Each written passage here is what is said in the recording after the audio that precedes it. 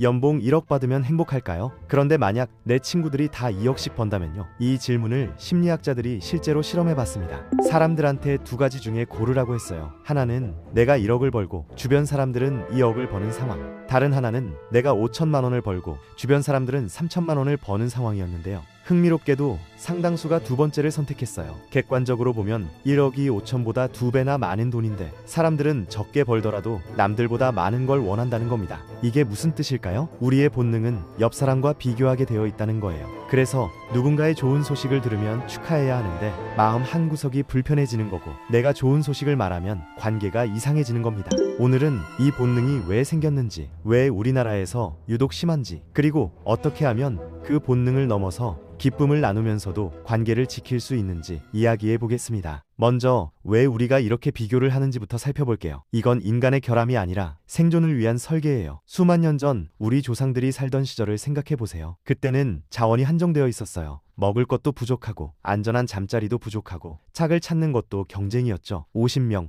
100명 정도의 작은 부족 안에서 내가 몇 번째인지가 곧 생존이었어요. 서열이 높으면 좋은 음식을 먼저 먹고 안전한 자리에서 잠을 자고 더 좋은 짝을 만날 수 있었거든요. 그래서 우리 뇌는 자동으로 주변을 살피도록 설계되었습니다. 저 사람은 나보다 인기가 많나? 이런 비교를 끊임없이 하면서 내 위치를 파악하고 뒤처지면 더 노력하고 앞서면 그 자리를 지키려고 했던 거죠. 이게 수만 년 동안 우리 DNA에 새겨진 거예요.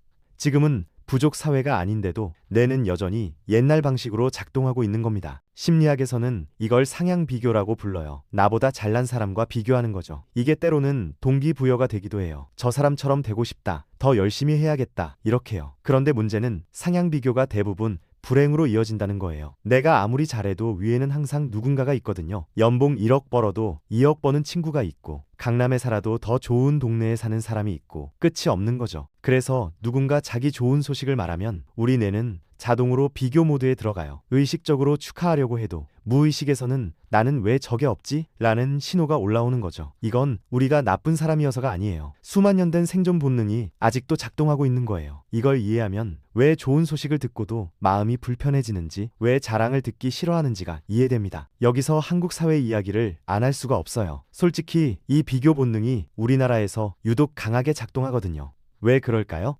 여러 가지 이유가 있어요. 먼저 한국의 특수한 역사를 봐야 해요. 우리나라는 짧은 시간에 엄청나게 빠른 성장을 했잖아요. 부모님 세대만 해도 정말 없이 살았는데 한 세대 만에 선진국이 된 거예요. 이렇게 급격하게 변하는 사회에서는 기준이 계속 바뀌어요. 어제는 이 정도면 잘 사는 거였는데 오늘은 이 정도는 기본이 되어버리는 거죠. 그래서 나는 지금 어디쯤 있지? 라는 불안이 커질 수밖에 없어요. 끊임없이 주변을 살피게 되는 거예요. 옆집은 차를 뭘로 바꿨나? 친구 아들은 어디 취업했나? 동창들은 뭐하고 사나? 비교 대상이 계속 바뀌고 기준이 계속 올라가니까 아무리 잘 살아도 만족하기 어려운 구조인 거죠. 그리고 한국에는 체면이라는 게 있잖아요. 남들 눈에 어떻게 보이는지를 굉장히 중요하게 생각하는 문화예요. 이게 유교 전통하고도 연결이 되어 있는데 가문의 명예, 집안의 체면, 이런 게 개인의 정체성과 깊이 연결되어 있었거든요. 그래서 남들한테 뒤처지는 모습을 보이면 안 된다는 압박이 강해요. 이게 자연스럽게 비교 문화로 이어지는 거죠. 우리나라 교육 환경도 영향이 커요. 어릴 때부터 시험 성적으로 줄 세우고 등수로 평가받으면서 자랐잖아요.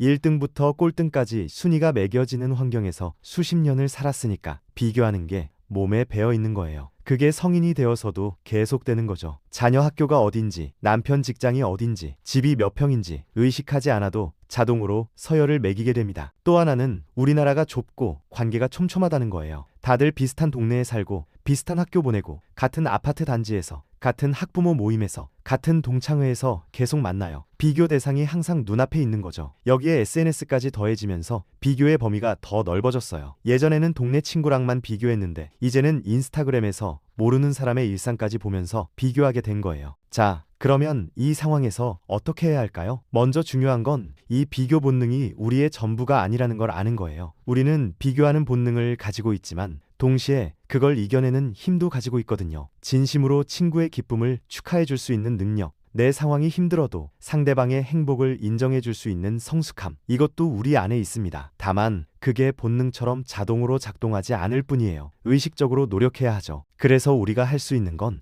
상대방이 그 성숙함을 발휘하기 쉽도록 도와주는 겁니다. 같은 말이라도 어떻게 하냐에 따라 상대방의 본능을 자극할 수도 있고 좋은 마음을 끌어낼 수도 있거든요. 한번 생각해 보세요. 동창 모임에서 누군가 좋은 소식 말했을 때 진심으로 기뻐해 주신 적 있으세요?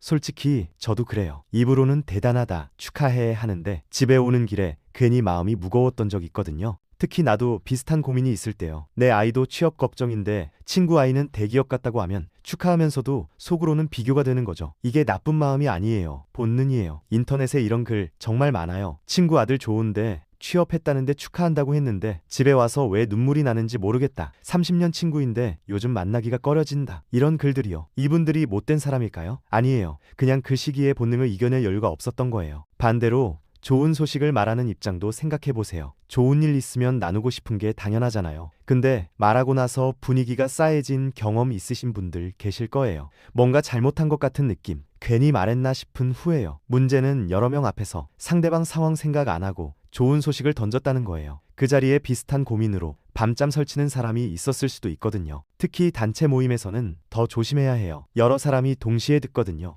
한 명한테 말하면 한 명 상황만 고려하면 되는데 10명이 있는 자리에서 말하면 10명의 상황을 다 알 수가 없잖아요. 그 중에 누군가는 비슷한 일로 고민 중일 수도 있고 누군가는 그 문제로 밤잠을 설치고 있을 수도 있어요. 그래서 좋은 소식일수록 여러 사람 앞에서 말하는 건 피하는 게 좋습니다. 정말 가까운 사람한테 따로 말하는 게 훨씬 나아요. 그러면 누군가 물어봤을 때는 어떻게 말해야 할까요? 핵심은 내 좋은 소식을 말하기 전에 상대방의 상황을 먼저 인정해 주는 거예요. 아드님 취업하셨다며요? 라고 물었을 때 네, 운이 좋았어요. 요즘 아이들 취업하기 정말 힘들잖아요. 다들 고생하는 거 보면 마음이 무겁더라고요. 라고 하면 어떨까요? 내 기쁨을 말하면서도 시대의 어려움을 함께 말하는 거예요. 이게 왜 효과가 있냐면요. 상대방의 본능이 아니라 공감 능력에 말을 거는 거거든요. 나만 잘 됐어요 라고 하면 상대방의 비교 본능이 자극돼요. 그런데 다들 힘든 시기잖아요 라고 하면 상대방도 그래, 다들 힘들지라고 공감하게 되고 그 공감 위에서 축하가 나오는 거예요. 본능을 자극하는 게 아니라 좋은 마음을 끌어내는 거죠. 그리고 내 이야기를 짧게 하고 바로 상대방한테 관심을 돌리는 것도 중요해요. 언니 아드님은 요즘 어떠세요? 라고 하면 내 이야기에서 머무르지 않고 상대방한테 마이크를 주는 거죠.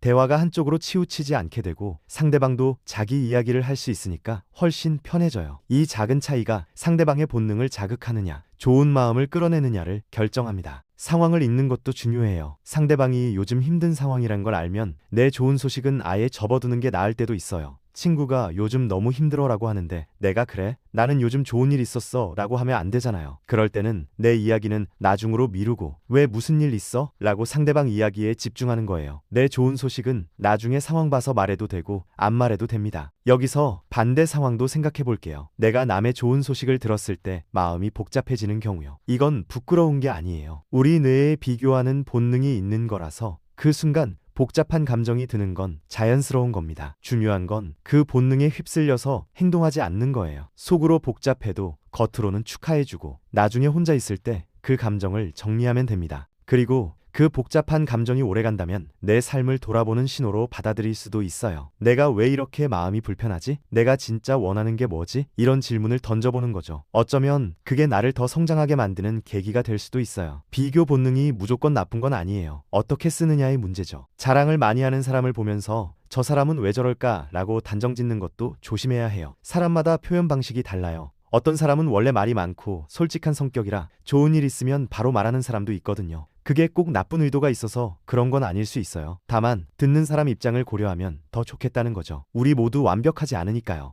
대화의 품격이라는 게 별건 아니에요. 내 할 말만 하는 게 아니라 상대방을 헤아리는 거죠. 상대방의 처지를 인정하고 관심을 돌리고 때를 가리는 것. 이런 작은 배려들이 모여서 품격이 되는 겁니다. 그리고 이런 사람한테는 사람들이 편하게 다가와요. 자기 이야기만 하는 사람은 점점 피하게 되는데 상대방을 헤아리면서 대화하는 사람은 또 만나고 싶거든요. 마지막으로 한 가지만 더 말씀드릴게요. 가장 가까운 사람, 가족이나 정말 친한 친구 한두 명한테는 있는 그대로 말하셔도 돼요. 이런 사람들은 비교 본능을 넘어서 진심으로 내 기쁨을 함께할 수 있는 사람들이니까요. 모든 관계에서 조심해야 하는 건 아닙니다. 진짜 내 편인 사람들한테는 솔직하게 나누시고 그 외의 관계에서는 오늘 말씀드린 방법들을 한번 적용해 보시는 거죠. 결국 제가 오늘 하고 싶은 말은 이거예요. 비교하는 건 본능이지만 어떻게 말할지는 선택입니다. 우리 안에는 수만 년 된 비교 본능도 있지만 그걸 넘어서는 힘도 있어요. 좋은 관계란 서로의 본능을 자극하는 게 아니라 서로의 좋은 면을 끌어내는 거 아닐까요? 내가 헤아려서 말하면 상대방도 여유 있게 받아들이고 상대방이 여유 있게 받아들이면